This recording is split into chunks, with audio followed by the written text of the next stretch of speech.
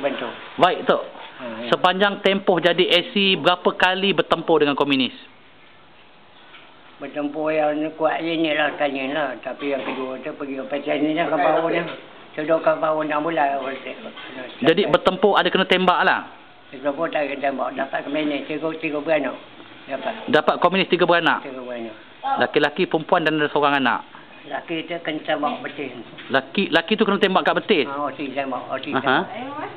Dapat tu dia, anak dia 2 orang tu bawa lah. Anak kecil lagi. Dah lari lagi anak kecil tu. Dia pakai uniform masa tu? Pakai cara dia dah anak uniform kuning lah. Dia pangkat. Yang kena tembak, kata kena tembak pasal apa? Tok kena tembak pasal apa? Itu dah lama tu. Kenapa kena tembak? Pasal dia serang pos. Dia serang pos? Pukul 4 pagi dia masuk. Masa tu bertugas berapa orang? Seorang-seorang, satu pos seorang. Satu pos seorang lah. Lombong Mancis ada berapa pos AC? 1, 2, 3, 4. 4 lombong pos lah. Yang kena serang Tok punya kena serang lah. Dia masuk ikut pos 2. Dia ikut pos 2 lah. Pos 2 dia masuk. Masih ingat tak lagi berapa orang kekuatan komunis masa tu? Ramai sangat. Ramai sangat? Menderu bulan tu. Tak ingat? Tak ingat lah aku ramai. Hari baru nak serang ni, pukul 4 tu.